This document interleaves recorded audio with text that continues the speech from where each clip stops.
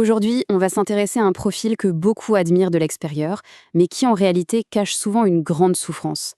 Je parle de ceux qui visent la perfection absolue. C'est un sujet vraiment complexe, où l'image de la réussite peut masquer une lutte intérieure silencieuse et épuisante. Alors, entrons dans le vif du sujet. D'un côté, il y a la perception extérieure. On voit une personne sérieuse, organisée, disciplinée, on admire ça. Mais de l'autre côté, il y a le ressenti. Et là, c'est souvent tout autre chose. Ça peut être lourd, tendu, voire même douloureux. C'est ce décalage-là qu'on va essayer de comprendre. Première partie donc. Pour certaines personnes, le perfectionnisme, ce n'est pas juste aimer le travail bien fait. Non, c'est bien plus que ça. C'est une pression de tous les instants, un fardeau qui ne les quitte quasiment jamais. Et c'est vraiment ça le point central. Une simple erreur, que beaucoup considèrent comme une occasion d'apprendre, est vécue ici comme une sorte de menace existentielle. Ce n'est pas juste l'action qui est en jeu, c'est la personne elle-même, sa valeur fondamentale qui est remise en question. D'où peut bien venir une telle pression? Pour le comprendre, on va explorer une piste très intéressante issue de l'analyse transactionnelle qui nous parle d'une sorte de commande inconsciente qui serait aux manettes. Ce concept, ça s'appelle un driver. C'est un peu comme un programme interne, un logiciel de fond qui tourne en boucle et qui nous pousse à agir d'une certaine façon, souvent sans même qu'on s'en rende compte. Et ça se met en place très très tôt dans la vie. Et dans le cas du perfectionnisme, ce driver, il porte un nom très clair, sois parfait. Le message est d'une exigence absolue. Il est implacable. Ce n'est pas un conseil du genre « Allez, fais de ton mieux ». Non, c'est une injonction à la perfection, sans faille, tout le temps. Ce qui veut dire que la motivation profonde, ce n'est pas tant le désir de réussir que la peur panique d'échouer. La peur d'être jugé, la peur de décevoir, la peur, au fond, de se sentir insuffisant.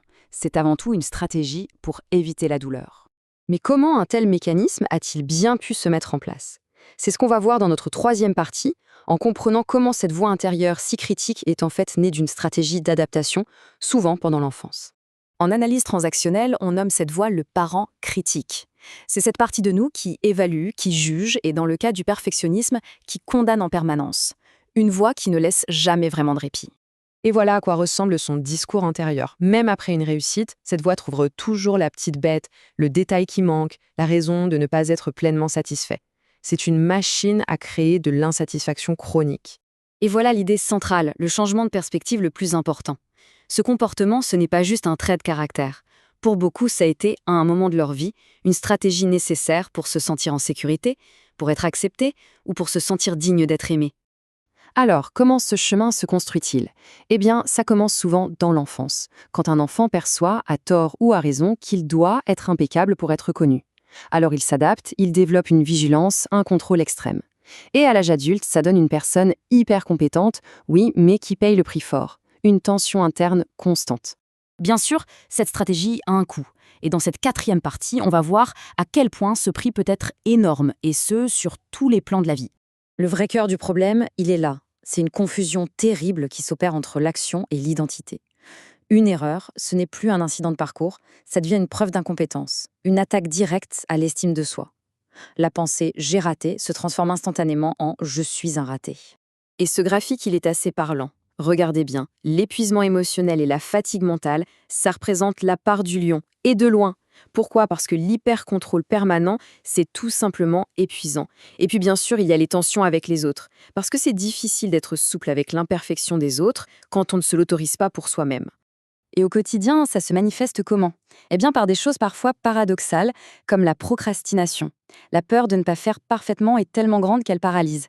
Ça peut aussi être l'incapacité à lâcher un projet, à déléguer, ou encore cette culpabilité qui ronge dès qu'on essaye de se reposer, sans parler de la rigidité avec l'entourage. Alors, la grande question, c'est comment on fait pour sortir de ce piège?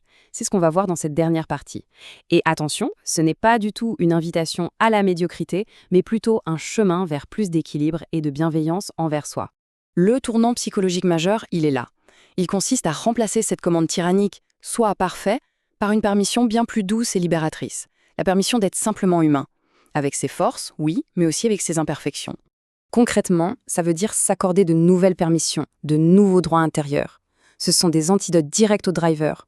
Le droit de faire des erreurs, le droit d'apprendre sur le tas, le droit de ne pas être un expert en tout, et surtout le droit d'avoir de la valeur, de manière inconditionnelle, sans avoir besoin de la prouver par une performance parfaite.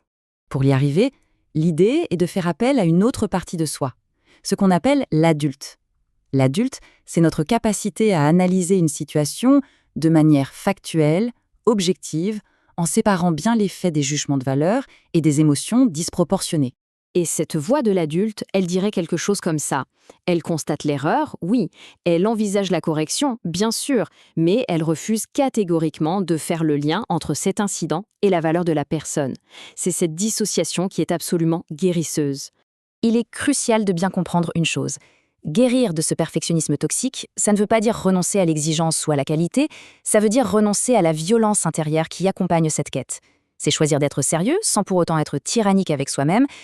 Et on termine avec cette question fondamentale à méditer. Est-ce que cette quête de perfection est vraiment motivée par le désir de bien faire, ou est-ce une tentative désespérée de gagner enfin le droit d'exister, d'avoir de la valeur à ses propres yeux? Tant que la perfection reste une condition pour s'accepter, la paix intérieure sera impossible. La vraie libération commence quand on comprend que notre valeur n'a jamais dépendu de l'absence d'erreur.